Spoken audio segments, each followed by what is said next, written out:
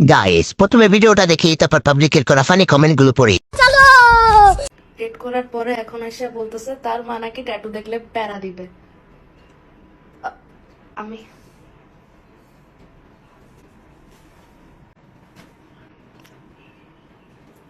Date করার আগে কইছিলি তখন দেখোস না আমার ট্যাটু আছে, এখন বললে কি হবে? এখন আমি কি করব? হিসাব বোঝো না, দুধু খাও। तो चलिए शुरू करते हैं। তখন আবেগ কাজ করছে, বিবেক কাজ করেনি। আর কোন কোন জায়গায় আছে একটু দেখাও। ডেট করে সে বুঝে গেছে তুমি ডেটের জন্যই, বিয়ে করার জন্য না। এটা কি পুরুষ না মহিলা বোঝা বড় দায়। খাওয়া শেষ, হাত ধুয়ে বলে রান্না ভালো হয় নাই। তখন ধন কাজ করছে, মন কাজ করে নাই।